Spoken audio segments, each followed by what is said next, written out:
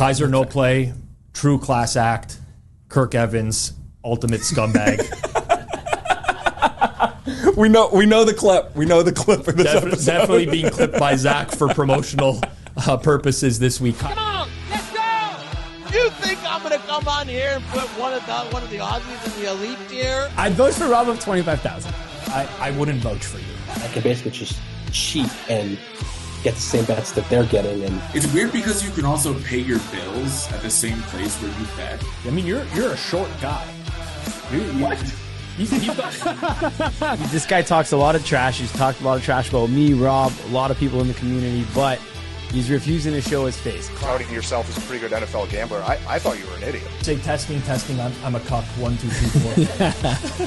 Aussies, going head-to-head with the Aussies. That's what I drew for, and I said, get him, Kirk. And they call me a mean-spirited name. I don't hang out with them. The Toronto Maple Leafs at 14-1 are staring me dead in the face. I'm already getting, a lot of early. This could be the best Circles Off episode that's ever been done. Welcome to Circles Off, episode number 176, right here, part of the Hammer Betting Network, and presented by Pinnacle Sportsbook. I'm Rob Pizzola, joined by Kirk Evans in studio. Kirk, how are things? Things are good. You have a good Canadian Thanksgiving weekend?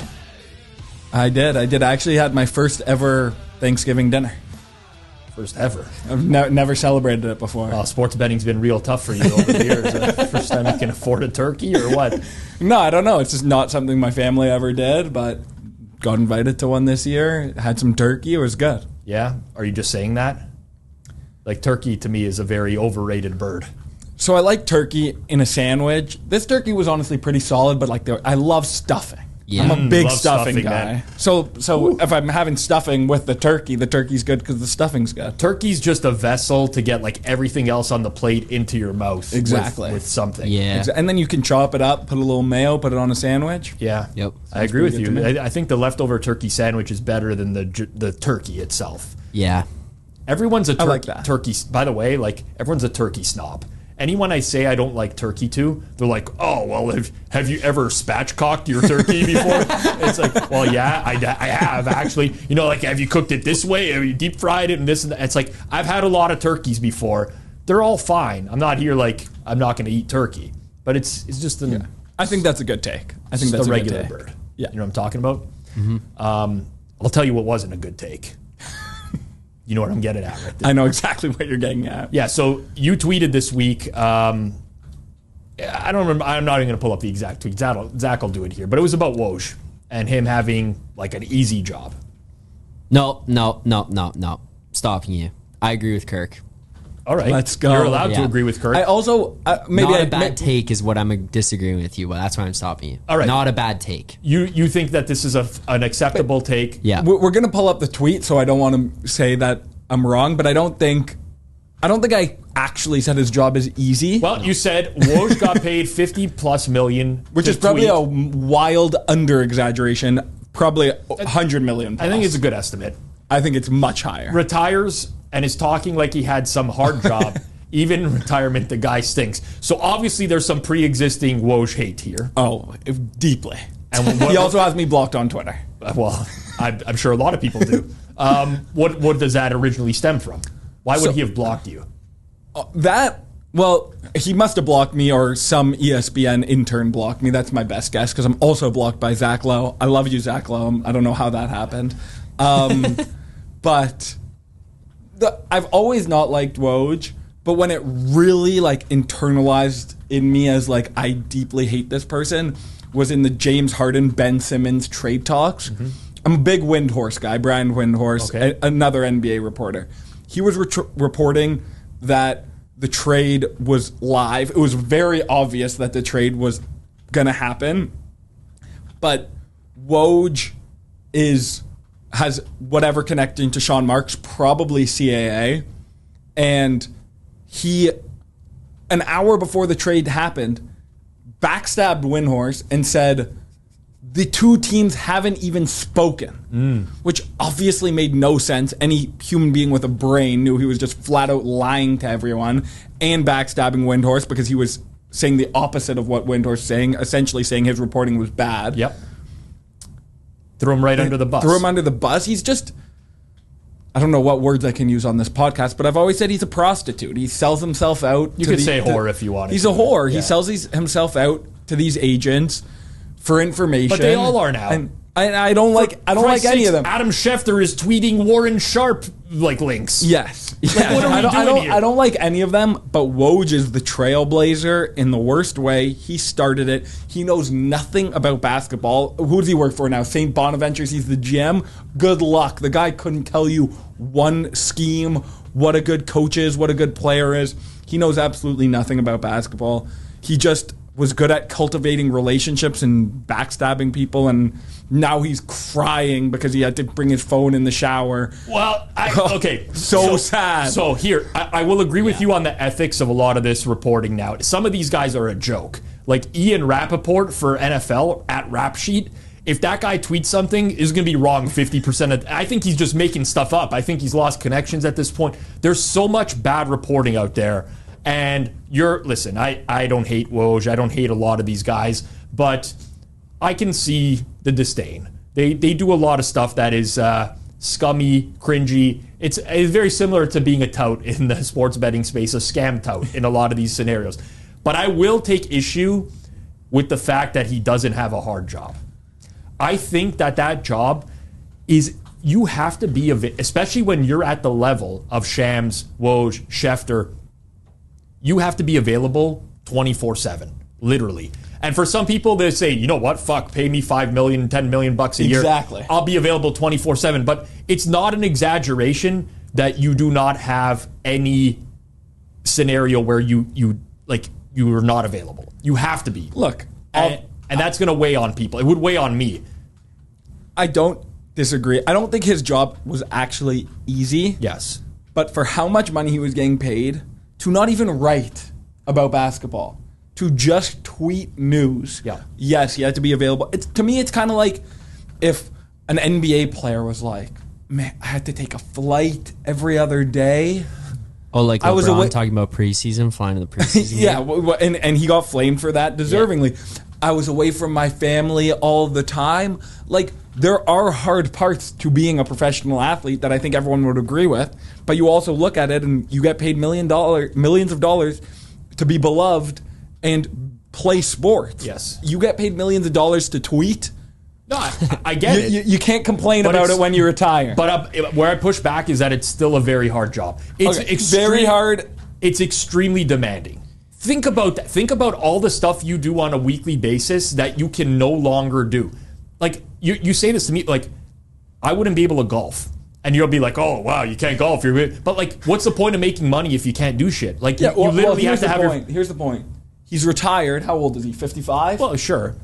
And now gets to do whatever the hell he wants with unlimited money for the rest of his life. But he left that behind. Like, he could have kept going on with making a high salary. At some point, he just said, like, it's not worth it anymore. Yeah, exactly. He did a good job. Obviously, he got to the pinnacle of, anyone in terms of breaking news.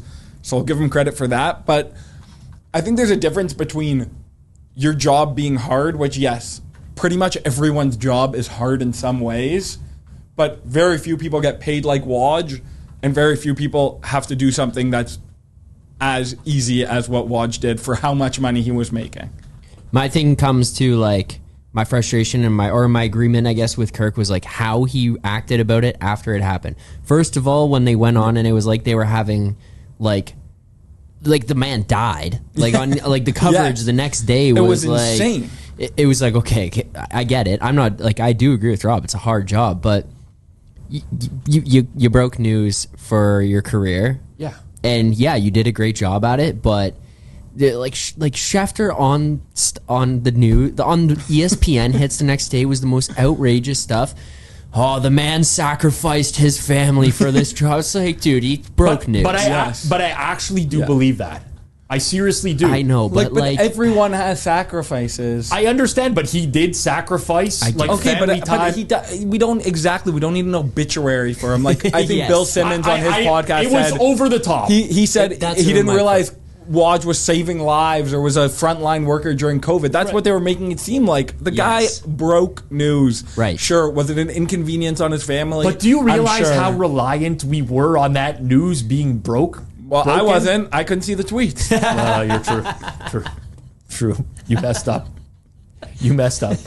All right, listen, we can meet in the middle. I agree it was a little bit ridiculous. They were honoring this guy like, he was like a war hero. Yeah, basically. Exactly. Yeah. And, he's tweeting. But being available 24/7, no, I want nothing to do with that. Nothing to do with that. What I do want something to do with is Pinnacle Sportsbook, the world's sharpest sportsbook, available to bettors across Canada. Find out what the pros have known for the past 25 years.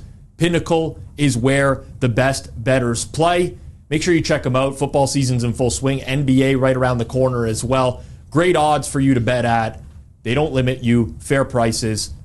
Honestly, I would never even consider betting without Pinnacle as one of my sportsbook outs. Make sure they're one of yours. Head over to pinnacle.com/hammer to sign up today. You must be 19 plus, not available in the U.S., and as always, please play responsibly. We got an interview coming up here. You're going to want to stay to the very end of this one. Some predictions given out for the upcoming NBA season. Some of Kirk's hot takes as well. Going in a lot of different directions. Oh, yeah. This is going to go in absolutely. Many different directions. Let's get to it. Here we go. Our guest this week on Circles Off is a relative unknown in the betting space, but came highly recommended to us, especially leading into this upcoming NBA season. He has one of the most successful BetStamp accounts out there right now. He returns nearly a 9% ROI on almost 5,000 wagers across MLB, NBA, and WNBA. You can follow him on Twitter at Costco Croissant. Keyser NoPlay joins us on Circles Off. Keyser, how's it going? Good. How are you guys? I want to start by saying you're welcome to follow me on Twitter. It is a terrible follow. I don't post anything, but if you're a WNBA prop mover, please reach out to my DMs. Otherwise, it's a terrible follow. But that is my handle. I love that. I love that you got that right out of the way. I want to start with the names actually. Costco Croissant. What's the significance of that? Not much. Costco Croissants are really good. I'm sure if you guys have had them, you would agree. Yes, I've had Costco croissants, and I can agree. I clearly need to go to Costco right after this and grab some croissants. Well, I don't think it's going to be like an earth-shattering experience for you. Like, it's not, but it's quality croissant. Well, he made it his Twitter username. Gotta like him a lot. I guess so. Keyser NoPlay, not your real name. Assuming that's a take on Keyser Söze from Usual Suspects. It is. The Usual Suspects isn't like my favorite movie of all time. It's just kind of a well-known one with lore. But I am a movie guy. I was just trying to come up with something that wasn't my real name. And, if anyone who's seen it, I'm going to spoil one of the best endings of all time. But I hope you've seen it. Keyser Söze is this mythical villain in the movie, and he hides in plain sight. And I think that's just kind of the significance of it. There isn't anything too deep beyond that. Yeah, it's a great movie, but my minus EV last week was not going back and showing people movies that you really loved from your childhood, because a lot of times they just don't hold up over time. If you haven't seen The Usual Suspects by now, the spoiler alert can't last 40 years. Yeah, I agree there. I thought you were going to say it doesn't hold up. I definitely think it holds up. But I agree. If you're getting it spoiled now, you can't be too upset. It's funny, so many people reached out to me separately and I just tried to show my kids Star Wars, and they're like, you turn it off after 15 minutes. It's stuff like that I was saying, which I think, they don't hold up. Keyser Söze, though, definitely, top-notch character. Oh, absolutely. Very much top-notch character. Let's get into it here, Keyser. It's still very weird for me to call you that, by the way, but let's continue it on. Tell us a bit about your background and specifically what drew you to the betting space. Sure. Yeah. That wasn't always what I wanted to do. Growing up, I always wanted to work in MLB front office. I grew up a diehard Dodger fan.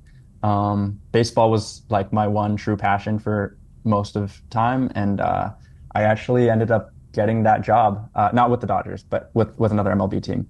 I worked in the front office in pro scouting, and it was great. But I think just over time, it was always, really enjoyable. But I think just combination of low pay and just, there's so many layers of politics in terms of like, you may really like a player, but sometimes you can't act on your convictions. And I think like, I wasn't necessarily leaving baseball to do sports betting, but if I'm just to juxtapose the two, you are held 100% accountable in the sports betting world for your opinions. Like no one else is going to be held accountable for you. You act on all of your convictions. You put your money down and you are paid out, or you lose money according to, how your convictions go.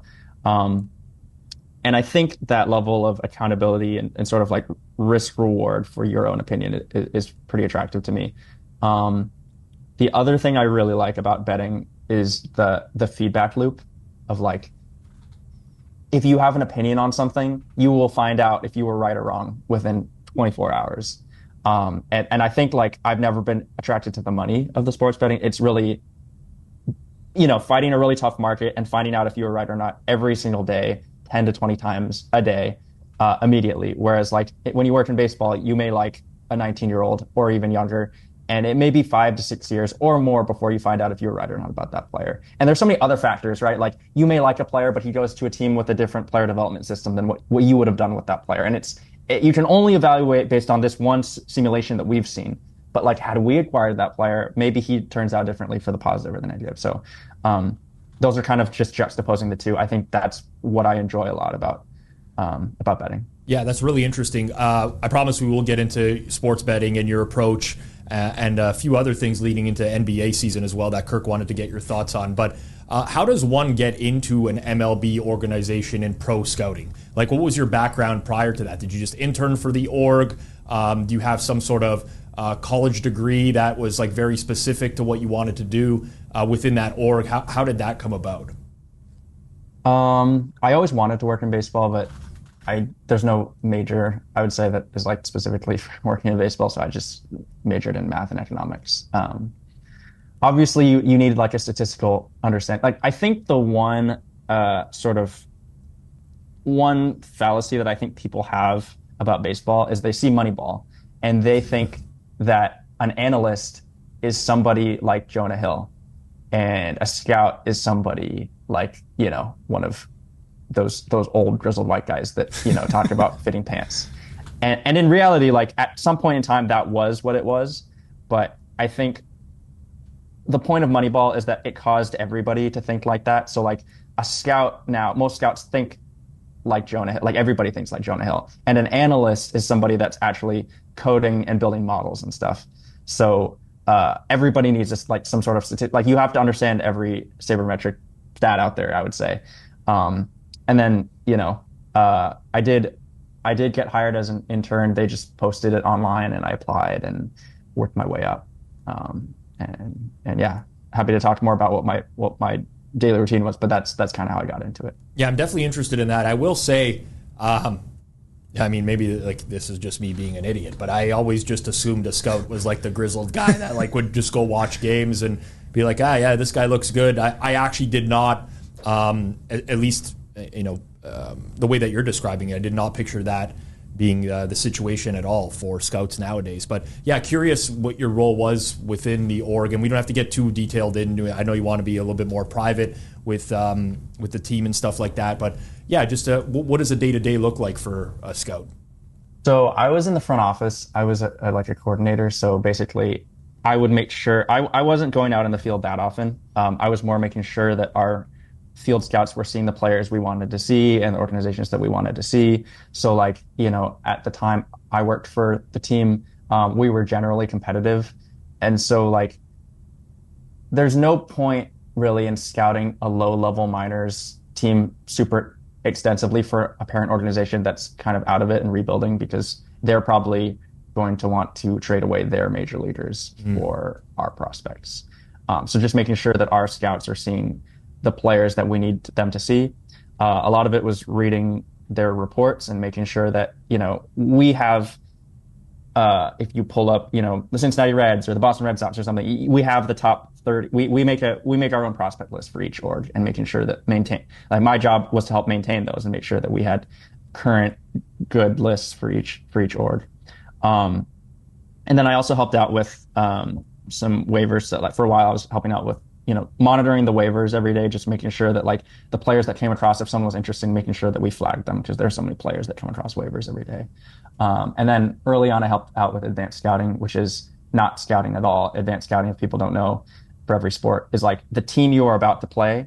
You go watch their tendencies, like this guy if he tips pitches, or they like to hit and run with this player up, or they like to slash here. These are the guys that you need to worry about stealing bases. These are the outfielders you can and can't run on, et cetera, et cetera. Much more important in the playoffs than the regular season, but that is advanced scouting. Nothing to do with scouting. Yeah, that's really interesting. Kirk, correct me if I'm wrong, but you had a background with an organization as well, right? Was it minor hockey? Yeah, well, it's funny because your description of working in sports to betting, like that would essentially be verbatim what I would say of like why I did that transition and why I enjoy betting on sports more, the feedback loops, your own conviction. Like when I worked in sports, I found like it was kind of just a regular job. What I would say somewhat mattered, but realistically, the people who are in control really matter. So yeah, it was pretty much exactly. And also I'm someone who likes those quick feedback loops as well. But I was going to ask you, working in baseball as a scout, and now correct me if I'm wrong, you're mostly betting on basketball. How do you feel like your scouting background helps you in basketball? I thought you were going to say, how does it help me in baseball? And I was going to say not that much. Like, I think working in baseball has impacted my baseball betting now less than people would think. Like, I'm sure there are some subliminal things that I picked up over the years of working in baseball that have helped form opinions that I can't even acknowledge or like realize. Mm-hmm. But I would say not too similar because that's mostly minor league players and stuff. But I do think the scouting background, which is your actual question, how much it helps in basketball is a ton. I was going to mention this at some point.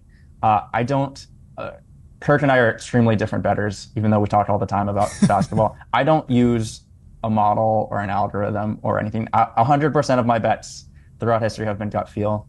And I can go into like, that sounds more, less refined than it is. Like, I still have objective opinions that are based on objective things you can look at. An example being, if you were betting on someone's assists, right? Like, you can look at, NBA.com has second spectrum data on it. You can go look at their touch time. You can go look at their potential assists and passes made. Like, there are objective things you can look at. I'm trying to project minutes for people. And like, even without a model, you can say, okay, I have 29 minutes projected here. This guy is X number of rebounds per 29. And then you can just adjust it for the team that they're playing. And obviously there's some little fine points that I think is more art than science about like, okay, well, he's more of an offensive rebounder. And even though this team doesn't allow rebounds, they do allow some offensive. So like, there's some art in terms of tweaking that. And like, I'm always forming my own numbers, but there's no model, there's no algorithm. Everything at the end of the day is just my opinion. I love this because this is a very unique approach, and we don't hear it much. Listen, I'm a modeler through and through. I try to trust my numbers wherever possible, but I don't think that's the only way to win at betting. I think there's many ways that people can win at betting. In your approach specifically, so you mentioned seeking out some data that's available online. Listen, I'm not a basketball bettor.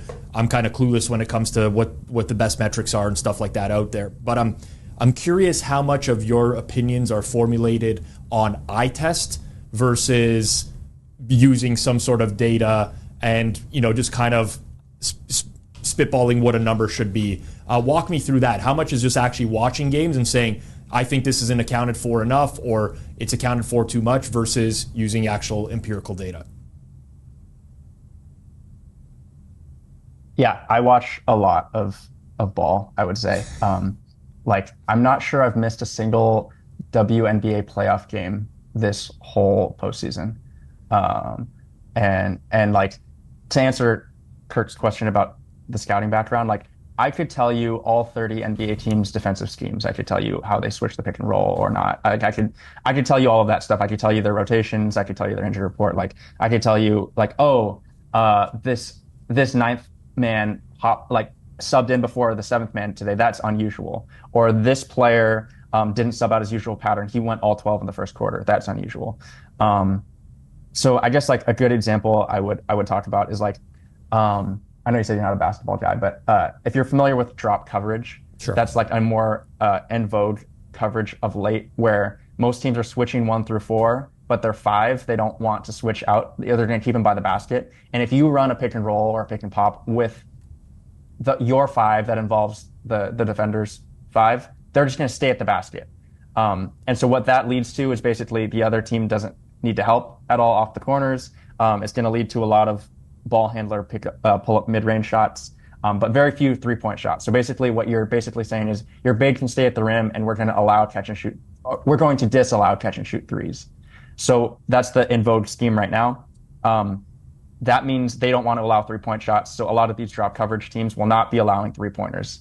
But and so like if you're a sports book and you're modeling this, I don't think there's a way that they can account for the fact that if you ran a pick and pop with your center and it's like Brooke Lopez or Miles Turner, that center is just wide open for a 3 every time, because in a drop coverage, the 5-man's not switching. The opposing center is right at the basket, right. and like only for that player will there be a lot of 3-point attempts. Every other player on the court, the other 4 players will not get a lot of 3-point attempts. And so I don't think the models are accounting for the fact that like this drop coverage is limiting 3-pointers. But if you're a pick and popper with a 3-point shot, you can get more 3s off. And like that's a scouting thing, right? Like I don't know how I would be able to model that. Yeah, I totally get that. It's a really fascinating approach. So where does so I assume that this leads you to betting a lot of props. Would that be fair to say?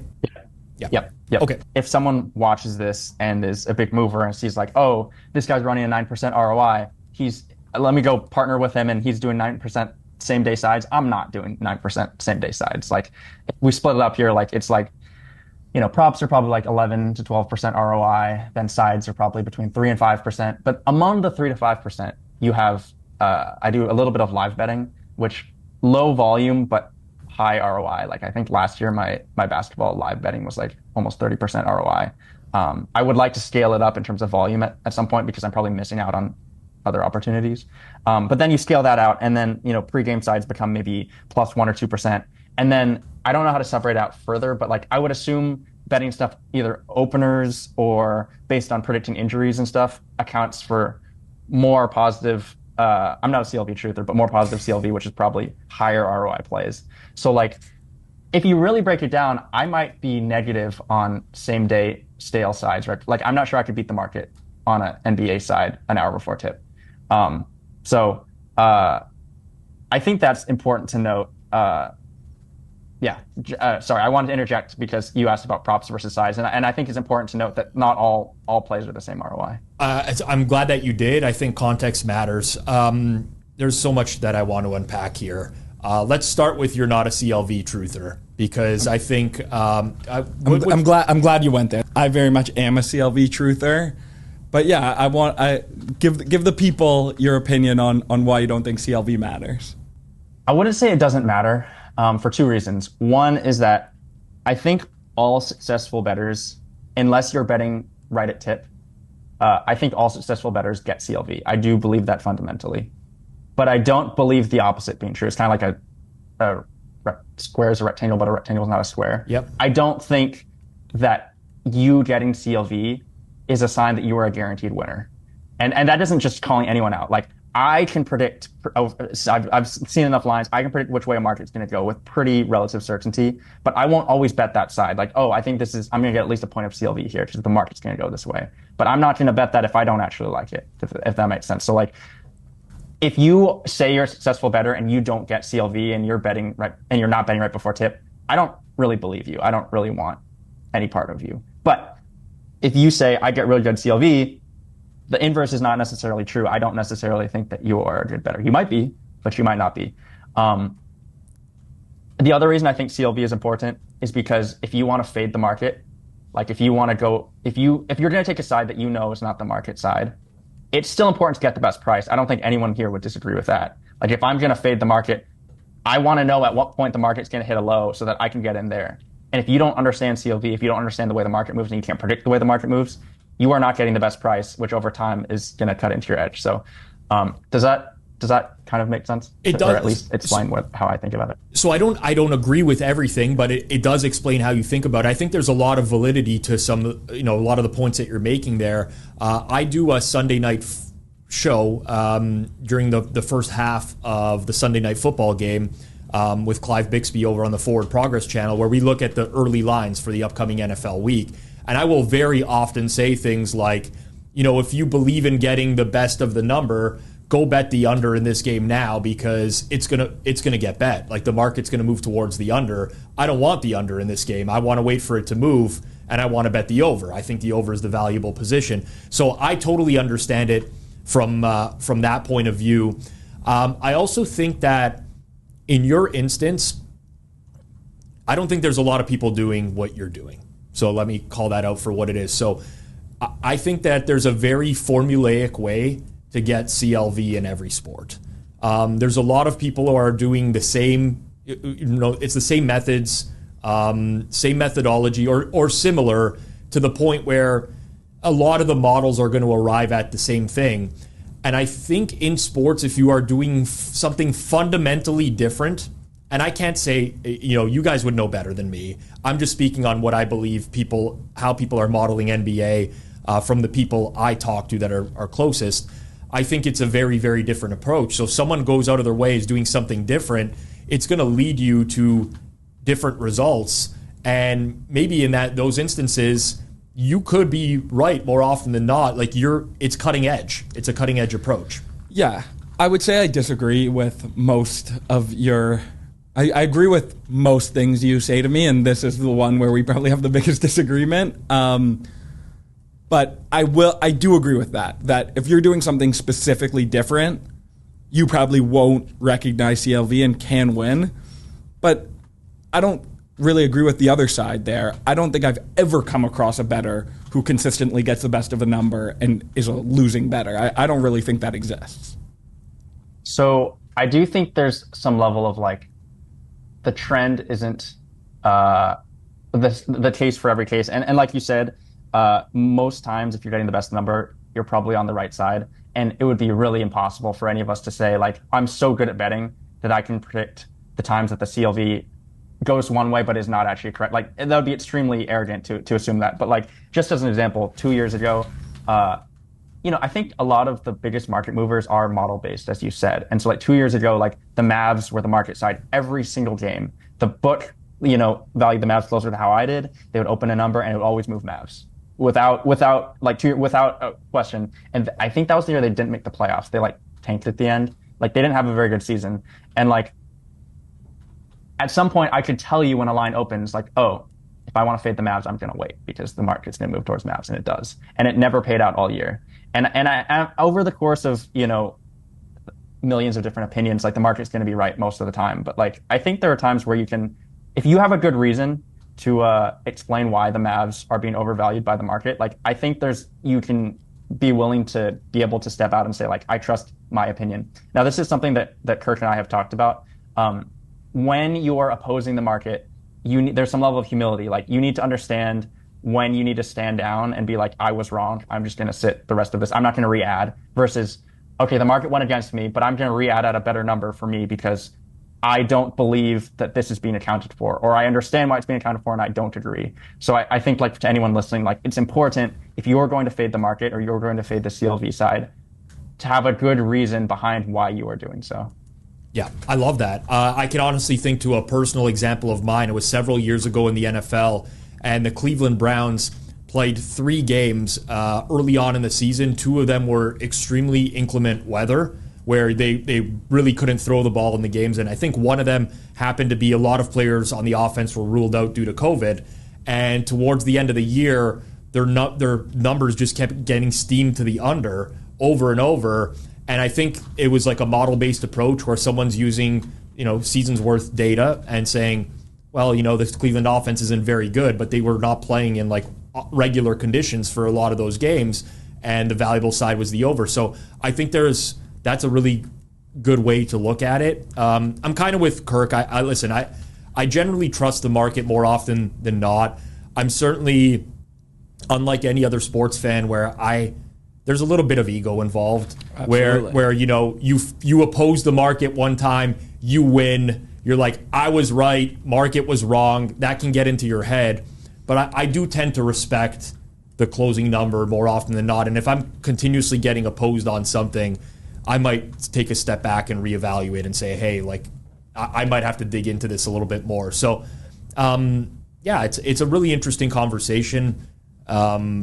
Certainly people think that CLV is the be-all and end-all in some instances. I know in the hockey market, for reasons I don't want to get into, I thought for a while that it wasn't. But I can see your approach being different. And, the one thing I will say to you, Keyser, is you've kind of like almost hit the jackpot if you can consistently win without getting CLV. Because that's sorry to interrupt. I should say, if you look at my bets, I do get strong CLV. Right. Like I wouldn't go out there and say don't.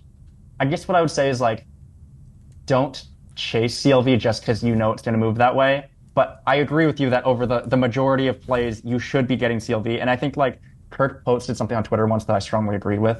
And he was saying like, he was giving tips on like how to get better at betting or like how to diagnose your issues. And I do think like, unless you've been doing this for a long time and you can specifically diagnose those rare, instances where you know why the market's moving, you should use CLV as sort of like a barometer for how you're doing. Like I fully agree with that. If you aren't good enough to specifically diagnose why something's moving that way, then yeah, I do think CLV is a good barometer of which way you're going. And like most plays I get, sides-wise and are CLV, are positive CLV. And like props, I think this is also another conversation we should talk about. Like CLV is worth a different amount in every single market, even in the same absolutely. Sport. Like I think you guys would agree with this that like NFL CLV on a main side is probably worth a lot more than underwater basket weaving or like some weird over on a prop, right? Like if they open Caitlin Clark points at what they think is a fair number because they don't want the sharps to kill them, and you go in right when they open and you hammer Caitlin Clark over points, and even if you're not a profiled account and it moves 1 point, like does that CLV matter? Like I don't think it does. But if you take an NFL opener on a Monday and you get 2 points by the time it closes, like you better believe that's pretty important. And then also if we can get into sort of like prop CLV, because I think that's an interesting discussion as well. Like there are so many agencies and market movers and stuff now that like they have a play on under assists and it moves a full point of a full assist point or something, which is worth a ton. Yeah. And there's just no one out there that's betting this role players over assists. I'm not saying that that's not a good play. It probably is because someone had the opportunity to oppose it and didn't. But that doesn't mean that it's worth all of that move, right? I'm sure you guys agree with that, right? Yeah, I totally agree. And I think all CLV isn't created equal is a much better take than like CLV doesn't matter. Like even when you're talking, you obviously acknowledge CLV does matter. You're just maybe less on the spectrum than some. But yeah, I think there are like WNBA props. I will never look at where the market's moving. That's pretty irrelevant to me. It's just not that big of a market. And I also do think that's a really good point of big Twitter accounts or big touts moving the market way more than they should. Perfect example, last year, Alex Caruso, not the basketball player, the Twitter account, was moving props 2 points, and now it's pretty acknowledged that he's just a losing bettor. So I do agree with you there that not all CLV is created equal. But also I do think if you're betting NBA props and you're good, the market's probably going to move with you. Right. I actually think that I get more prop CLV than like if you're just weighing them all equally, I probably get more CLV than most bettors because I'm mostly betting props, and through my various accounts and stuff, like I am moving them a ton, and people aren't usually opposing them. And I should say, like, I'm not saying CLV doesn't matter. I'm saying that it's not the end all be all is more what I'm saying. Do you track your ROI when you get negative CLV, as an example? Like how, when the market opposes you, do you know how well you do? I don't. Probably something that I really just track mostly in BetStamp. Is there a function to plug BetStamp? Is there a function where you can do that? You can run analysis on that in BetStamp, yes. I'm just curious because like everyone nowadays, limiting is very prevalent on pretty much everywhere. Thankfully, we have a show sponsor in Pinnacle that doesn't limit your bets. But people get limited if they're winning, and especially if they're getting closing line value while winning as well. And right now, I think there's like, people are looking for ways to win without getting CLV, because you still might get limited for winning, but a trader who's maybe manually reviewing your account might say, well, you know what, this guy's not getting good prices, let's give him a longer leash. Or you potentially might not show up in some reports that sportsbook run at the end of the night, closing line value report or anything like that. So the reason I asked was because if you did have a pretty large sample of winning opposing the market, you might really want to hone in on that specifically, and you could potentially, win a lot more money in the long run with that type of strategy versus betting everything with the market moving with me type of thing. So one thing I'll say on this note, I haven't tracked my ROI on negative CLV, but I have tracked, like, does my sizing correlate with my edge? And that is definitely true. The higher edge plays for me do, or my higher conviction, higher unit plays do tend to win at a higher rate. And so, like, to go to our previous point, like, especially on a prop, if it moves the wrong way or it gets hit back, I guess, like I hit it one way and it comes back, I will diagnose whether I think that was maybe just not correct. Or maybe it was a smaller edge that they just moved back to what was fair. They took advantage of, like, the reverse. Or was it something that they're not accounting for and I like it and I hit it again? And, like, most times if it comes back at the same or better price, I'm probably not hitting again. But there are times where I will. And I think generally the higher ROI plays or unit plays do win at a higher rate. So, like, being selectively picked, I think the majority of the time for anyone's listening, if the market opposes you, you should stand down. It should be very few cases where you're willing to double down. And for me, that is the case. I don't usually double down unless I feel very strongly. Cool. Yeah. Winning in sports betting is hard enough. Winning in sports betting and also having an edge that no one else knows about there's a reason that it doesn't happen that often. Because if you have that, you're not going to talk about it much and you're going to make a shit ton of money. So, like, yeah. I just think that, like, the win without CLV, have all the accounts not profile you is a bit more of a dream than a reality, at least with people I've interacted with. Oh yeah, I believe it's a dream, but it is the dream to agree. It's worth pursuing because of the amount of money that you could make off something like that. So, out of curiosity, your approach is not dissimilar from every recreational / square bettor's approach, and I'm not belittling you in any way. You've obviously carved out something and you figured something else out here. But most beginner bettors will watch games and form opinions based off of what they're watching. What makes your approach or the way you do things different? Like, why do you think the vast majority of people, the mass population, can't succeed in doing the same thing? I can go over, like, a few small things. I don't have a great answer for you, but, like, I think, like, I started betting when I turned 18. At some point I stopped because I worked for a baseball team, but, like, I wasn't, I at this point in my life, I've gotten better every year that I've done sports betting. And like, I don't think I woke up, I didn't just start the first day and run a 10% ROI. Like, that's just not how it works. Like, I think part of it is, like, if you had me work for a sports book, I could tell you the points line for, like, Anthony Edwards versus the Pacers. Like, I could just tell you what the line should be before even looking at. I can make my own lines that are pretty. I've seen enough of them.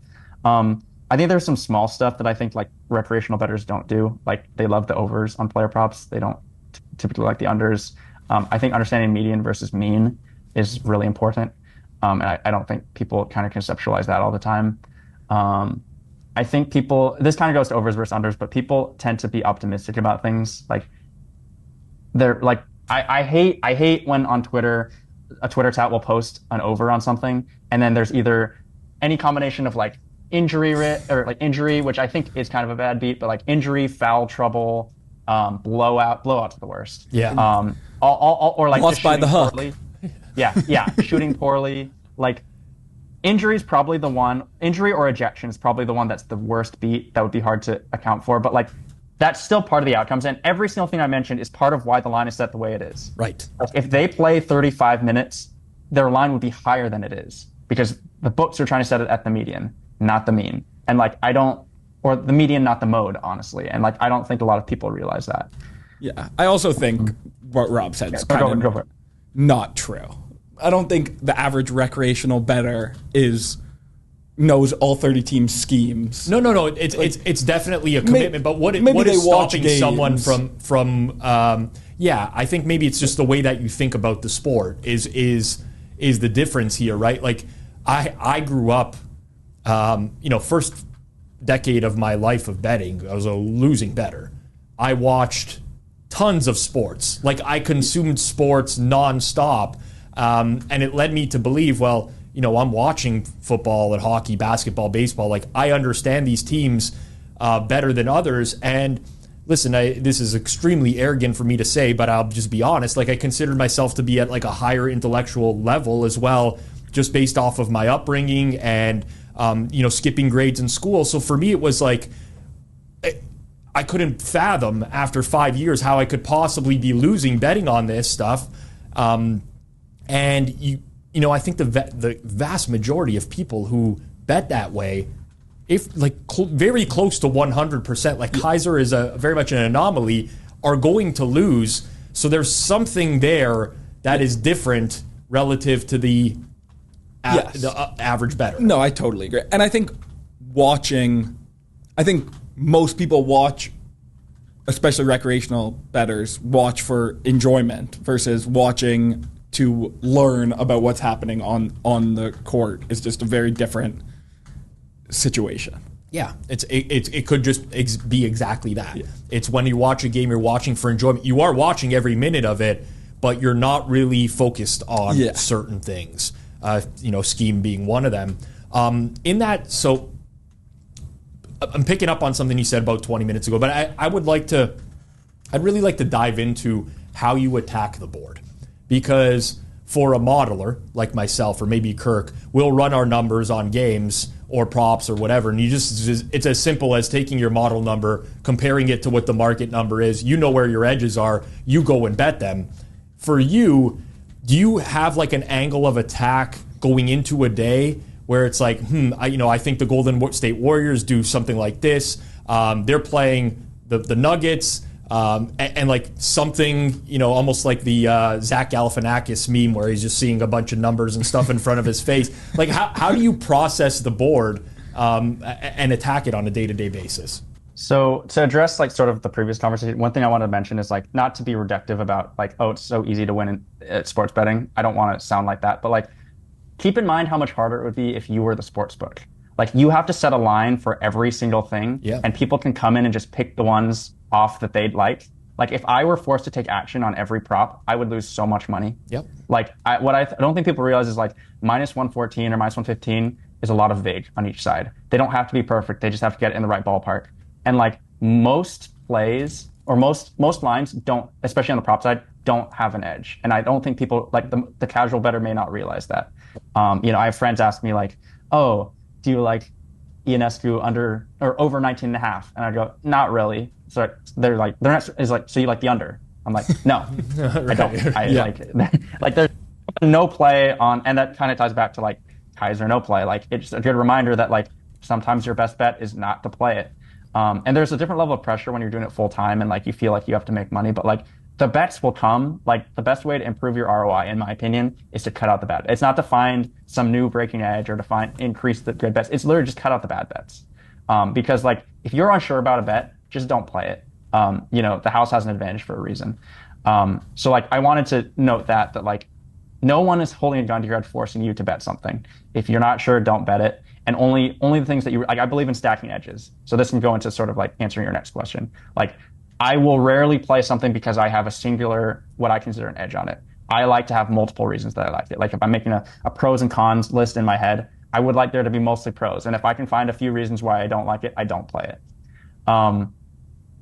I also do firmly believe that you want to bet early, props, sides, whatever. Like it's really easy to beat whatever trader is being paid to set the line. It's not easy to beat the trader plus every single opinion in the market. Right. Yeah. So I think like finding out the time that your book opens the lines is really important, and getting there sooner. Like don't be late. If you're doing stuff, don't be tied. Don't have your whole life tied to sports betting. But like if you're not doing something, don't procrastinate. Like if you're going to bet it later and you have time now, do it now. I will say like my day, if I open, I open the lines on Prop Builder on a. Also worth noting, I actually think my ROI is a little better than the BetStamp one because they don't have Builder, or they didn't have Builder, and I'm only betting Builder prices. I don't get a bunch of different prices. I don't get to bet legal prices, unfortunately. I don't know if my ROI is better. I think my ROI could be better if I had more access to more prices. Right. I would almost guarantee that overnight I'll open. Guaranteed that it would be. Guaranteed. So, I open the prop lines. I just manually go through each team, and like I say like, oh, this seems higher, this seems low, based on just what I think the baseline is, just gut feel. And then I'll go back, and then, once I'm done looking through, like, let's say the Timberwolves, I'm like, okay, this, and this look potentially off to me. And then I'm going to go deeper. I don't do a deep dig on every single points, rebounds, assists, threes, and PRA line out there. Just the ones that seem off to me mentally, then I'm going to go do more objective stuff, like come up with what I think the number should be, account for various things. I think a big one is like, let's say a backup to a player gets ruled out. It won't have any impact on the side or total, really, probably. It may be a half point, but probably not. But it could have a major impact on that starter's minutes for that night, and that could actually meaningfully impact a prop line in a way that the props won't account for because they're not sending someone in to change it, because they're not changing if Cecilia Zandalicini is ruled out, that shouldn't affect anything except for Bridget Carlton, and they're not going to go and change Bridget Carlton. Like, that's just what it is. What a deep pull. Yeah, I've never heard that name in my life before. So, I think like checking the board and making sure it checks out from like, do I actually like this play just off gut instinct, and then does it check all of my boxes? And like I do a lot of there's still a lot of objective things that I look for and I want to agree with me. It's just there's no model. Does that make sense? Absolutely. And I don't bet NBA or WNBA totals.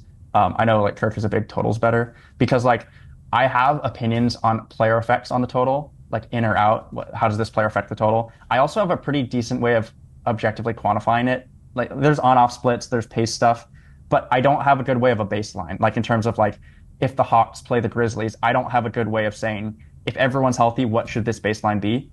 So like if the total, I just have to assume the total is set fairly, and if a player is ruled out that I think has a massive impact, like a lot less Ja and a lot more Edie, like that's under. And so I just have to assume that the line is fair before that news, or I think that they're going to be ruled out or something, and I'm going to hit the under. But I rarely play totals, and I'm not very good at it because I don't have a good baseline for it. But like sides and props, like I think I've just done it long enough that I have a pretty good baseline of what they should be without a model. That sounds really arrogant. No. No, I think that's true. And I actually think it's not talked about enough of having baselines. Like Plus EV tweeted this week something about like SGPs, like having the understanding of correlations won't help you. You need to understand dynamic correlations, which I agreed with and completely disagreed with at the same time. Because, okay, yes, you won't beat the books by understanding just basic correlations, but if you understand those basic correlations, you can find the times where there are the dynamic correlations And I think that's true of kind of everything. Like, if you don't know what an ant point line should be, you don't know what it should be if Dante DiVincenzo's out. So those baselines are everything in sports betting to me. Completely agree with you. I wanted to include that, just missed the cut for Circle Back this past week, which I wanted to roast him for that tweet. But everything you just said totally applies. I didn't think that was an accurate tweet. I think that's just one of the issues with sports betting nowadays is everyone's like so firmly rooted in these cases that there's so many edge cases with sports betting that you can apply. I'm curious about overlap in sports because it seems like a lot of your process comes down to being just very in tune with the league and watching games and understanding the dynamics of specific teams. So let's say you got NBA going on with WNBA at the same time and Major League Baseball at the same time. How do you manage to balance all three? Do you balance all three of those, or do you just, pick League One and then kind of move your way down the list? Just walk me through that. Maybe April. I'm trying to think. Is there a time when all three are on? Possibly April. I would need to look into it more. But thankfully they're different seasons, so it's usually 1 to 2 on at a time. I don't want to speak without looking into it. I think there might be some point in April where all three are on. And I remember just kind of not doing MLB as much because there's so many teams. I don't think the WNBA is on in April. I think really right now is kind of the closest to overlap where it's NBA preseason with WNBA playoffs. Well, NBA season's going to start in a week, basically. Yeah, and WNBA finals is done in a week. Right, and MLB will just be in playoffs, with a few teams. So left. Not a great example, but even if it's two sports, right? Is it enough for you do you overlap at that time? Do you focus hard on NBA until that season's over and then go into MLB? How do you go about that? Well, my edge is higher in basketball than it is in baseball. So, generally, if it's two sports, I'll probably do basketball before baseball. I think also just the nature of where I'm betting, I don't have many MLB prop outs the night before. Right. So it kind of divvies up that way where I can do basketball at night and baseball in the morning. But, if I were forced to choose with not enough hours in the day, I do think basketball would probably take precedent because I have a higher edge and I'm betting those at higher amounts. I'm really interested in the baseball side of things because you worked with a baseball team, but baseball is it's a numbers game. More so than any other sport, I would say. There's just so much data available to you, and your process is involves a lot of watching games. Does that also apply to baseball? Do you know specific pitcher tendencies from watching them and saying, well, X, Y, and Z type of batter might have success against this type of pitcher, but these other players won't? Is it applicable, this process you described from basketball, is it also applicable to baseball? I think so. And I think there are better ways than I do it to objectively account for things. For example, Michael King, the Padres starter, kind of a lower slot sinker slider crossfire guy, his pitch profile is very horizontal. He's going to do better against righties than lefties. I think that's, if you follow baseball, that's pretty not controversial. And you can look at his splits, his splits are there too. So if you're facing a team that is forced to play a bunch of righties, when he faced the Braves in the postseason, that was one of the easiest over strikeouts I've ever seen because the Braves were forced to run out 7 righties. He's going to face mostly righties. That's a good matchup for him. If he's facing mostly lefties, he has to go more change. He probably doesn't have as many strikeouts. I should do a better job, and maybe this is something I should look into the future about actually quantifying by pitch type how these teams are facing that kind of thing. And maybe that's more work for down the road. But then there's also some art in it, just like in basketball. So for example, taking into account, this MLB team just used 7 of their 8 bullpen arms yesterday, and they're in the middle of a road trip with no off days in sight. They're going to their baseline for letting that starter go longer if he's getting beat up is higher. They're going to leave him in longer today. So that could be over pitching outs, that could be over strikeouts, that could be honestly over hits or over earned runs, because earned runs are such a weird thing to bet on because on one hand, you're going to pull them as soon as they get in trouble, but also if they leave with runners on, that's still their responsibility. But like if there's other external factors why they might leave that pitcher in, like over earned runs becomes a great play versus like, so if you're looking at a playoff team that's, or like a team that's hopeful for the playoffs in the playoff hunt in September, like where every game matters, they're probably going to be more likely to pull their starter when they get in first sign of trouble with a shorter leash. Whereas like the Angels or the White Sox, even if a guy gets beat up, they might leave him out for 5 or 6 innings. That's a young guy. They're rebuilding. They don't care about wins. They don't care about development. So they're going to leave him in there to take their lumps. Like that's an art thing that would be hard for a sports book, I think, to account for. Yeah, that's interesting. I want to push back on the Michael King example really quickly because this is where I have a hard time fundamentally understanding this, because the reality is if a pitcher struggles or like let's say is very successful against righties, that's going to show up in their data over the course of the year. And you would think that someone who's modeling baseball would be able to account for that and have an advantage betting that. And you're coming in after the fact and saying, well, this is an easy over strikeouts because of, I know for these reasons. But I mean, intuitively for me, I would feel like that would already be accounted for in the line because that data exists. Like, am I out to lunch here? Like walk me through. I'm having a hard time processing how you would be able to find an edge on that specific type of example that you used that isn't already accounted for in the market. Well, so I guess like my best counterexample, this is sort of me being hypocritical because I just said that CLV, I'm not a CLV truther, but like I got that price at plus 102. It closed at like minus 160. Like I might have moved it like 8 to 10 cents because like my accounts move basketball props way more than baseball props. Right. And also there's MLB props are just so widely available. Like I didn't account for 60 cents of that move. And also like, even if I had accounted for 40 cents of it, someone had the opportunity to go under and they didn't. So like, this sounds like such a flippant response and I don't mean it to come off this way, but like, this sounds too aggressive. I don't mean it to come off in any kind of bad way, but like your skepticism that it could be true is just not really reflective in the market. Like the book did set this price. I did disagree. I moved it to a number. It moved to a number without me that I thought was fair, and it stayed that way. So like, I do think prop lines get sharper every year. Yeah. But like, I guess I don't think we're anywhere near a point where there aren't edges. And like, even in a playoff line that should be heavily diagnosed, and they shouldn't miss anything for when they're setting a playoff line when there's like 4 games going on. Like, they were still off by 60 cents if we assume that the closing line was kind of the fair line, which is what I assume in this specific case. The longer this podcast goes, I guess what I'm saying is the more you turn into a CLV truther. I know.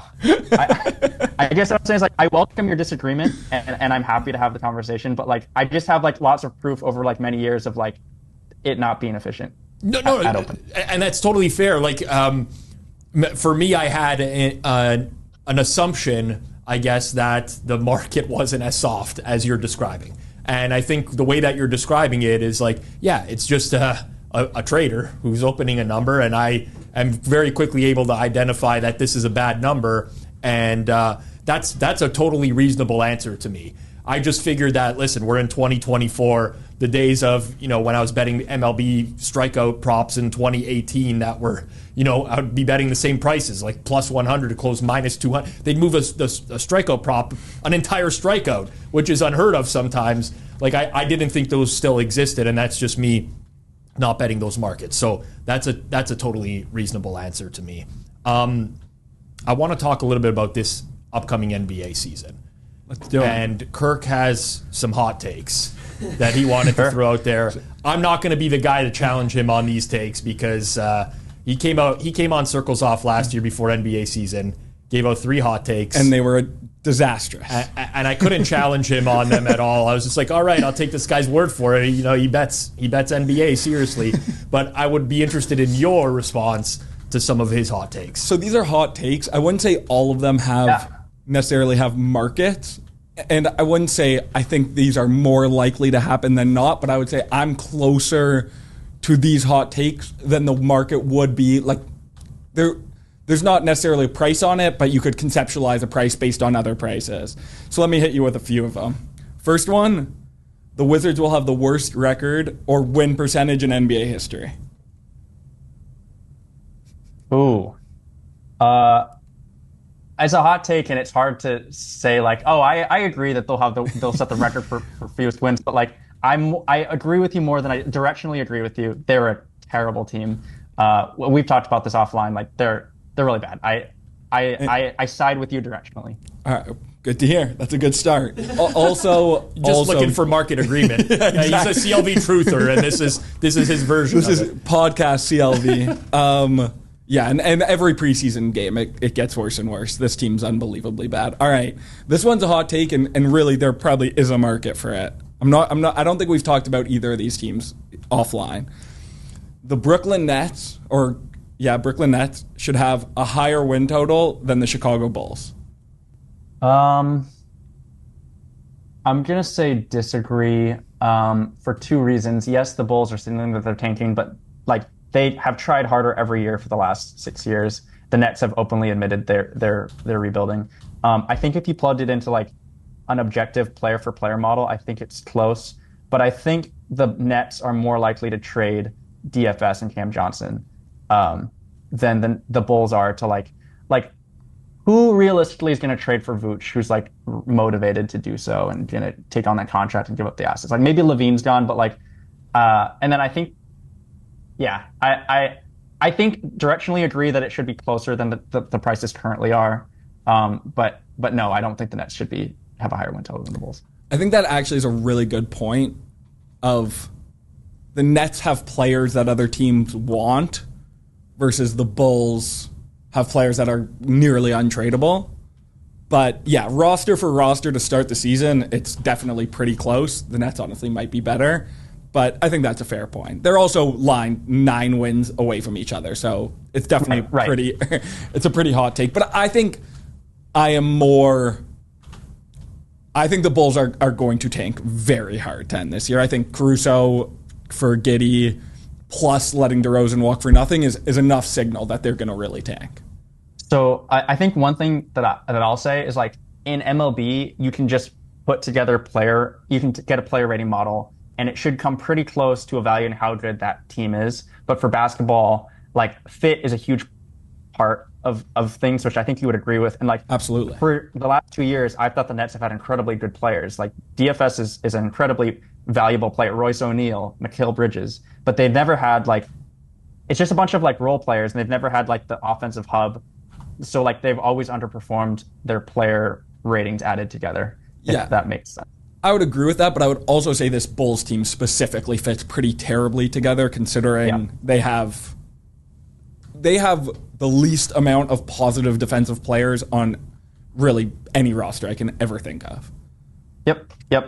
So we're kind of 2 for 2. We're like 1.5 for 2 because I agree directionally with the first one and I kind of agree directionally with the second one too. They shouldn't be 9 wins off. Nice. All right. I think these takes keep getting hotter as we go here. Perfect. I actually don't know if this one's that hot. Behind Boston and OKC, the Cavs should be listed as the favorite for the most wins in the regular season. Not championship, not playoffs, most regular season wins. I disagree, but I directionally agree again because I have the Knicks as the answer for this. Really? I'm happy.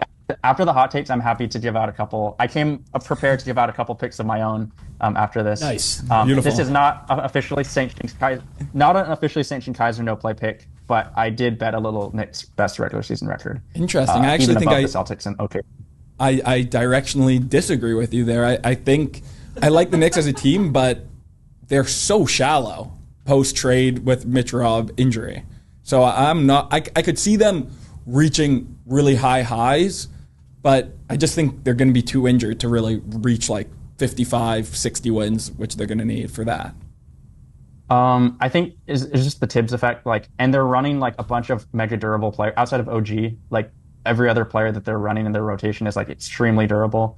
And I think Tibbs just tries so hard in the regular season. But I don't want to spend too much time on the Knicks. I want to answer your prompt. I directionally agree. I think Kenny Atkinson ball is gonna, they're increasing pace. I don't think Bickerstaff is like particularly good. So like I was high on the Cavs the last 2 years. I actually had Cavs division last year, which they had, and then they purposely tanked on the last day of the season so that they could get a different seed, and I lost a plus 650 that way. So I also lost on that bet.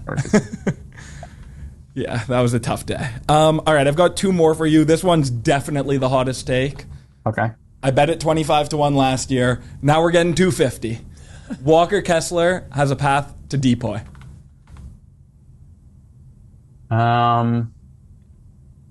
Disagree. I disagree. This is the first one I disagree with. Mainly because I don't think that the Utah Jazz have a path to being a good team defense, and there's just never been a time. That's also why, like, I think Wemby's probably the favorite, but he shouldn't be minus money because, like, how can you give a Defensive Player of the Year award to a bad defense? That hasn't happened. Like, I can't remember that happening much. I don't think it ever has. Voters will reward that. Like, I love Will Hardy. I don't like his scheme where they just allow a ton of threes, and like, they shouldn't with Kessler playing as center. They shouldn't need to, but like they have thus far, and like, it's just hard for me to see the Utah Jazz having a good enough defense or Walker Kessler playing enough minutes to get there. I bet a little AD Depoy because I think he's the most talented, a top 3 talented defender in the NBA, and like the Lakers under JJ Redick could actually have a good defense. Yeah, I think that's fair. I think the path for Kessler would be they overperform. They're way better with him off because they're actually starting a decent defensive starting lineup, and then everything past him is terrible. So when he's off, he has crazy on-offs, and maybe it's a weird year for Depoy. Wemby doesn't play enough. All right, last one for you here. The Oklahoma City Thunder should be the favorites to win the NBA title. Disagree because the Boston Celtics exist, but directionally agree. What happened? Oh, you're off the Celtics train? Kirk, what the hell's going on here? Well, they cashed my bet. That was last year. New year, new team. You against the world. New year, new team. We're all in on OKC. If we want to get into it more, from a more technical standpoint, other than the Celtics exist, I think OKC is incredible and could have an incredible defense, but like, they don't generate enough 3-point attempts. They are just kind of weirdly constructed where they have like a lot of interchangeable pieces, but like I guess like there are paths where outside of Shea, the rest of their offensive efficiency could go down with more volume because we haven't seen it. We haven't seen them be pushed to those kinds of limits. And like, there's also the size aspect if Hartenstein's not out there, or the weird fit if he is out there with Chet. So I have tickets. The minute Caruso got traded, because I think Caruso might be the most underrated player in the NBA. Agreed. I ran to go take OKC chip futures because there were no Western Conference bets available to me, knowing that I could just hedge out of them if OKC gets there. So like, directionally agree, it's just the Celtics exist. Yeah, I think that's fair. I think an argument for OKC is they are the most asset-rich team in the NBA and could pretty easily add an offensive player if one comes available. They haven't. Yeah, that's fair. My spicy maybe could happen take is Kawhi for their picks back. Could happen. My dream has every year has been Markkanen to the Thunder. Yeah, that's a perfect fit as well. Right. Oh, we got some directional agreement, some directional disagreement, and a straight disagreement as well. It's funny because when we text, Keyser disagrees with me way more than on the pod. Yeah. He doesn't want to show you up on the pod. No. He brought out the good takes for the show, I guess. The texts are only the bad takes. Yeah. Is it cool if I give out 2 picks? Let's do it. Yeah, absolutely. If Johnny was here, he'd be asking you for more than 2 picks. So just go for it. Okay. Obviously, we're recording and it's going to go out on Thursday, so these are both futures. The first one is Toronto Raptors under 30.5 wins. I think current prices now, you'd have to find like a minus 125, but I think it's also fine at 29.5. Disclaimer that I've kind of strayed away from futures over the last few, more recently, I've strayed away from futures just because, especially for regular season win totals, I'm not interested in tying up my bankroll for 7 months or whatever for a minus 115 payout. It would have to be like a banker where I think it's like mega ROI, and I do think this is the case. The Raptors won 25 games last year. They traded everybody, And post trade deadline, the last 27 games, basically the last third of the season, they went 3-24. They did tank egregiously in that they would often sub in a bad unit for parts of the fourth quarter when they're in it. So I'm not saying that they weren't tanking, but outside of Scotty Barnes and Jakob Poeltl, who was hurt, they didn't tank that much in terms of many games in that 3-24 stretch. They started the best players that they had available to them. Yeah. They were just bad, and their rotation is very, very shallow. They were playing so many players that are among the worst players in the NBA. And then on top of that, we have their GM and their starting center acknowledge openly in an anti-tanking world that they are deliberately tanking this year. Even with the East having a bunch of fellow tankers, it would be a disaster of a season if they are targeting to tank and they win 31 games. That seems hard to do if that's what they're trying to do. Emmanuel Quickly is fine, but he's probably bottom 10 starting point guard. It's a deep point guard, starting class, but he's bottom 10 probably. RJ Barrett has had 2 months of showing he's an efficient player. Scotty Barnes is good, but his jumper that he found last year was good to start the year, and then it regressed by the end of the year back to what old Scotty Barnes' jumper looks like. I just fail to see how they're going to achieve their team objective if they win 31 games. And I think Kirk originally disagreed and then maybe has come around to agree on this, because when I said this originally, he's I don't like that. Charlotte is 30.5. I think my friends and I joke that Charlotte's a championship roster. They're not, but they're a really good roster. They're much more talented than Toronto lined at the same. So that's my first pick. Do you have any thoughts? Charlotte's a championship roster is an egregious take, but I agree with you. I agree with you otherwise. Do you directionally agree though? Yeah, no. The Raptors stink. I think Grady Dick might be the worst starting player in the league to start the year. Yeah, and also we're starting the year with RJ and Quickly hurt. It's an amazing bet. I totally agree. I like how you said we as if you're part of the organization as well. Classic Toronto. Classic Toronto right there. Yeah, it sucks. Listen, I mean, I want to watch the Raptors be competitive, but there's not a lot of excitement brewing in the city for this season. But it's better for us to win 20 games than 35. So I don't hate it. Right. The other one I had is a coach of the year future. It's Mike Budenholzer, coach of the year. I bet it at 22-1. I checked today. I think 20-1 is still available on DraftKings and FanDuel, I believe. I would play it down to 14 or 15-1, which should be everywhere. Basically, I think to win one of these awards, you want both a reason that they could win and sort of the narrative behind it that the voters seem to love. He's an elite regular season coach. He was fired in his last playoff series against the Heat because his brain malfunctioned, but his brother had just passed away that week. And, I think most people respect Bud as a coach. And then you see sort of it helps that it juxtaposes that the coaches that came in after him were pretty bad. So all Bucks fans want Budenholzer back because they've had a lot worse since. And he was carrying them to easy 1 seeds every year without really even taxing his starters' minutes. He goes to Phoenix, sort of the third coach in 3 years, fixing the unfixable team if he can do it. He already knows about the math problem. He has them shooting more threes in the preseason, a lot more threes.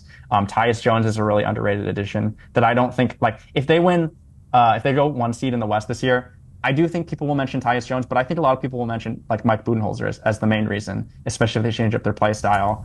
I also think it's kind of revenge season for Kevin Durant. I think he's kind of had a chip on his shoulder this year. I think Bradley Beal is kind of set up for success this year. I really like his play. I looked into Suns futures, but they're the favorite. I was going to bet their division, but they're the favorites. I kind of as they should be. I think they're going to take the regular season seriously.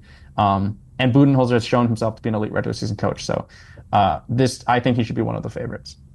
All right. Yeah. I did check to see that it exists. Agree.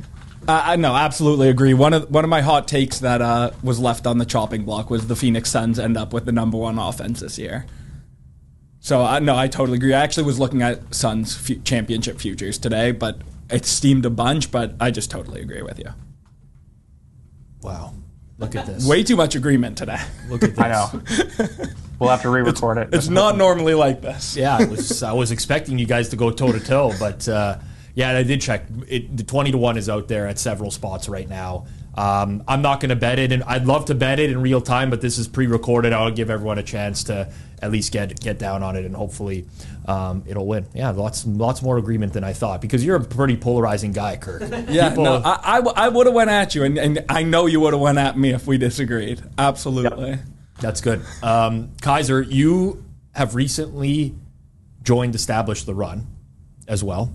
Very recently. I don't want to turn it. We've had some Establish the Run guests on, including Adam Levitan recently last week. This was not planned to keep going down the ETR. It's an Establish the Run. Yeah, it is. It is a run. What are you working on for them, out of curiosity? Well, so first of all, like when Kirk told me, like, oh, Unreal ETR run on the pod, I'm like, that's like if you saw Michael Jordan and Leaky Black on the street on the same day. That's like, wow, like I'm seeing all these UNC players today. Like, I'm simply a henchman. I haven't started yet, other than some onboarding. I was hired, to help out with their props team for NBA props team for this coming season. They are among the best in the business. I don't know that I can improve their ROI, but I think I fire off a lot more props on my own in the past than they have, and I think helping find more bets at similar ROI could be of benefit to them. Part of the agreement is that I am not going to go rush the prop market overnight, so I'll probably make less this year. I think it'll cut into me financially, but to be honest, like I'm getting kind of tired of you lose all the offshore outs and then you have to deal with the PPH world, and I just hate dealing with bookies and getting money out, or people bring me accounts, which is cool because they handle it, but it's just like it's not in me. It doesn't feel good. I don't need the money. It doesn't feel good taking money from regular people that are really pissed when you do, or deal with stiffs or whatever. So part of it's working with the. I'll interject there. For me, it feels great. Like knowing that they don't want to pay me and will do anything that they can not to. Sorry, so I had to interject there. I actually have the complete opposite experience, but you're entitled to your own, Keyser. Sorry about that. No, you're good. You're good. I probably have too much of a conscience for this space. But Rob has no problem with that. I'm so gullible, dude. A bookie will tell me any sob story, and I'll just be like, whatever, man. Keep your money. Yeah. I think like the appeal of like maybe there's a future career here with ETR. Just working with a team sounds fun again. Collaborate. I love collaborating. But then I think just most importantly to me, I was drawn to just like some of the smartest people in the industry. Like, how could I not get better as a bettor and as a handicapper and as a just a ball knower than working with some of the smartest people in the industry. So, I haven't really started for them, but I am gonna help out with their props team this coming year. Love that. Establish the Run. I'm a big fan. I buy projections from Establish the Run. I use them as like in addition to some of the stuff that I do, and I'm a big fan of the brand overall and a lot of the personalities associated with it. So best of luck to you on that. We'll close off with our personal reflections section, which we like to do here, starting with plus EV, minus EV, and we'll start with you, Keyser. Doesn't have to be related to sports betting. It can be if you want it to be. Totally up to you. One thing that you think is plus EV in life, one thing that you think is minus EV in life. Plus EV, my real answer is pets, specifically dogs, but I think that's kind of a boring answer, so I came up with a different one. But that's my true answer, is pets. Plus EV, I'm going to go with changing your mind. And what I mean by that is like, I have struggled with this for a long time, and it's a big thing in like working in sports because everyone has their own opinion, and like you're kind of tied to you get credit when you have a good opinion, and you want to get tied to like credit me for liking that player, flagging that player that does well, and I think like there's ego attached to like when you change your mind, you had a lot of conviction on something, and you are willing to admit that you were wrong or that was not maybe like you're willing to change your opinion on something that you had so much conviction in prior, and it feels like almost changing your character. Like people just get attached to their opinions, and I think like the more time I've spent working with coworkers and then in the betting sphere too, like being able to take in info from everybody else and say like, you know what, I wasn't right about this, and then having the humility to change your mind about something is something that I don't think I'm great at, but I think I'm improving, and I think that's a huge plus EV. I like that. Talking about us agreeing, I'm pretty sure that was my plus EV when I did the pod the first time. I think you'd be like, I think we're changing your mind. Wow. We're really on the same page today. It's a great take. I've never once seen Kirk change his mind, but it's his plus EV move. I was gonna say, I he might acknowledge his plus EV, but he hasn't done it yet. So disagreed. Kirk, do you have a plus EV? I do. It's got it written down right here. Realizing you're dumb. I had a conversation with friends last night about the housing market, stock picks, and when I'm in these conversations, my only answer is, it's all priced in. You don't know. People do this for a living, and they barely even know. So, people get so stressed. Oh, is it the right time to buy a house? Is it the right time? Should I be buying this stock? Should I be buying that stock? If you need to buy a house, don't way overpay in terms of go way over ask or pay way more than the houses in the area. But you're probably just getting what the fair price is. You don't need to stress so much about it. Just do it. Or if you're buying a stock, don't try timing the market. You're dumb. You don't know. I don't know. I have no clue. Just do it. All right. You're realizing you're dumb. Listen, Positive Rob didn't last too long, so I don't have a plus EV this week. I only have a minus EV, but I'll throw to you first, Keyser, for your minus EV. Yeah, being late to events. And this is actually one that I do struggle with. I am habitually late, rarely egregiously late, but also rarely right at the time. I'm usually between 5 to 10 minutes late. And my rule above everything else is to treat people with respect. And I think I do that in almost every regard. But being late to something where other people showed up and were waiting on you is pretty disrespectful of their time, I would say. And it's something that I consistently do. And I try to get better at, but I think it's never bit me too badly. I've missed a couple flights, but it's more just couple. Arriving late to the airport, you've missed flights before. Yeah, I have. Wow. Well, at least we know you're willing to push the limits on the arrival, because we don't like getting to the airport early. I don't like getting to the airport early. I'm a man of efficiency to a fault. I've driven my miles range on my car down to I've seen the number 0 miles twice. And to me, it's just I'm accounting for this much time to get here. I don't want to get here early and leave early. But in reality, what was I doing at home that I couldn't have been doing there? And you can't account for certain things. I'm good at accounting for injury, foul trouble risk in basketball. Why can't I account for traffic or unforeseen circumstances? So that's my minus EV. Yeah. I will say I'm a very judgmental person for those that don't know. And one thing that irks me is people who arrive late. It feels like a slap in the face to me when I'm there when I'm waiting on that first tee box and the starter says you're up, and one guy in the foursome just isn't there yet. Nothing makes me more upset than people arriving late. So I actually really like that one. I like that. This isn't really a minus EV. It was more just something that pissed me off. I got a Starbucks before we recorded this podcast. First thing when you go to pay, 20% tip. That's not reasonable when you're picking up a coffee. At a restaurant, when they give you service, absolutely. I guess my minus EV is paying that 20% at a takeout, fast casual type of place. It's just not reasonable to have that 20% be the first option when you're picking up. I literally got a black coffee. Yeah. They hit the thing. Next time I'll just brew you a coffee here. It's totally fine. Yeah. All positive towards service workers. Yeah. I'll always tip at restaurants. But come on, it's just an egregious trend. Got it. So Kirk didn't come with a minus EV. He went with tips that trigger us this week. Doesn't like tipping. No, I don't not like tipping at fast food restaurants. I completely agree with you. It's getting egregious. Yeah, it's getting nuts. I don't want the narrative to start that Kirk's a bad tipper. Nuts out there. I was recently at the airport with my wife. She's trying to get on the Wi-Fi at the airport. The minus EV move here is putting in your email to get on any Wi-Fi, because you actually don't have to put in your email for the vast majority of places to connect to Wi-Fi.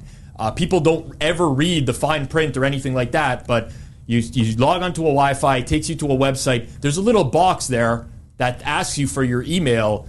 In upwards of 95% of instances, you do not have to actually put in an email. All you have to do is click a box saying you accept the terms of their Wi-Fi. Don't put your emails in. Don't do it. My wife's always wondering why she gets so much spam. She's getting stuff that she's never signed up for. It's because she's connected to every Wi-Fi in the city and put in her email every time. I don't. You shouldn't either. Don't give people your information for free just to connect to their internet. You don't have to do it. That is a great tip, but also shows me how your brain works, because that so easily could have been a plus EV of just not putting in your Wi-Fi, but your brain goes negative. You made it a minus EV. You know what? It's actually a very valid point you bring up there. Easily could have been my plus EV move of the week, but not I just wanted putting to in give the a minus. email. Yeah, I guess it's a All right. very Well, when I was thinking about this prompt, I was like, well, minus EV could be not having pets, right? Like plus EV could be arriving on time, and minus EV could be like, changing your mind. Don't poke holes in the game. You can't think about it too deeply. We never really thought this through. It was just a random segment that we came up with, and I love it. Yeah, in hindsight, could have easily just made it one or the other, but it is what it is. We'll end it here, Keyser. If you could go back 5 years and talk to a previous version of yourself, what advice would you give to your former self? Well, I'm big into time travel movies, and I believe in like the impact. Like, it might not turn out the same. If you go back in time and talk to yourself, it's not going to turn out the same way. But I'm going to take this question at face value. I'm pretty happy with kind of how things have played out. I don't have a ton to tell myself. I thought about this for a while, actually. This is the one that I struggled with the most. My final answer was just like, go order the appetizers that you wanted 5 years ago, because like 5 years ago I was making minimum wage in an expensive city, between rent and pets and food and all that other stuff. Like, I was arguably losing money. Like, I was if I ever was on the streets, I think my family would have taken care of me. So it's like, I don't want to act like that, but at least to my name, I didn't have much money until sports betting, really. And I would always, this kind of is tied to Kurt's minus EV. It's kind of like disagreeing with his minus EV, but like, I would always be like, oh, if I got it to go, I don't, it might be cheaper, or I don't want to order the chips and salsa because, and maybe that was rational thinking at the money I had then, but I would tell myself 5 years ago, like, just, you'll do fine in the future. Just order what you want. That money's not doing that extra $5 isn't doing anything for you in your bank account. And I actually, ever since COVID, I do, not to one up Kirk, I do tip even on to go orders, because not to one up, but a big one up. Like, service workers, like, it's just not fair that service workers don't get paid enough, and tips are part of their quote unquote wages. And like, depending on where you work, you just might be a job or a restaurant that happens to serve more people. Yeah, but to be fair, a Starbucks or McDonald's worker is getting paid. That's not like an exception. They're not getting paid on tips. That's not like their expectation. Versus like, if you're at a restaurant and they're serving you, the expectation is the tips, because that's like kind of factored into their salary. Sorry, I don't want to come across as like everybody else should do what I'm doing. Just more that like the 15% on takeout, I don't need that money imminently anyways. So like, I would tell myself 5 years ago, like, all this little stuff on the edges, because a sports bettor's mentality is so price sensitivity, right? Like, you want to get the best price and stuff. And then in real life, it just starts bleeding into like, oh, let me cut out this coupon. Like, dang it, it actually expired yesterday. I won't get $2 off this meal. And it's just like, that's so irrelevant. Like, I wanted this, I was so psyched to get this meal. I'm just going to go order it anyways. Yep. Keyser NoPlay, true class act. Kirk Evans, ultimate scumbag. We know the clip. We know the clip for this episode. Definitely being clipped by Zach for promotional purposes this week. Keyser, appreciate you joining us this week on Circles Off. If you enjoyed the episode, smash that like button down below. Leave us some comments as well. It also helps in the YouTube algorithm. And if you're not subscribed here on Circles Off yet, which like 60% of you who watch this video aren't subbed yet, hit that subscribe button down below. You'll get notified of all the content we put out in the future. Thank you to everyone who tuned in this week. This was Circles Off, episode number 176. We're back next week for more. Peace out.